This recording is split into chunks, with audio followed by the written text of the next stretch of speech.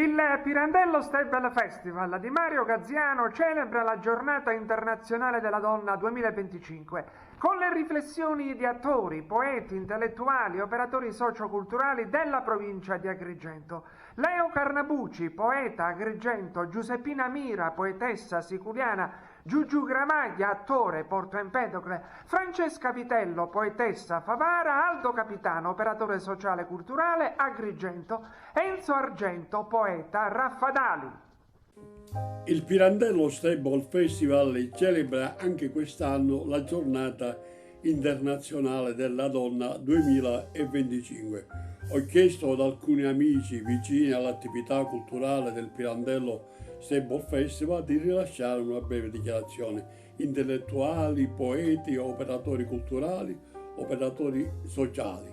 Un omaggio del Pirandello Stable Festival alla Giornata Internazionale della Donna. Donna, per qualcheduno che lo ignora, viene da domina, che vuol dire signora.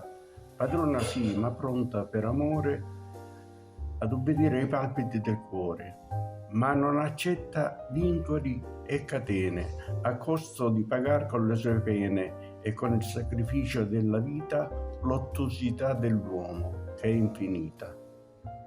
Senza il sorriso delle donne, il mondo sarebbe eternamente al buio.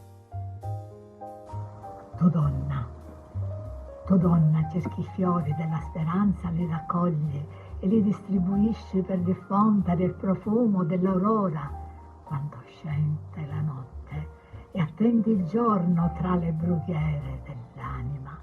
La donna è la creatrice della umanità e ha un'importanza peculiare perché è la genesi dell'amore e anche la portatrice di amore, non solo, ma anche la portatrice di pace. Ed ecco che la donna gli si deve preservare qualsiasi diritto, più dell'uomo, in quanto la donna è stata la nostra madre ed è la nostra madre.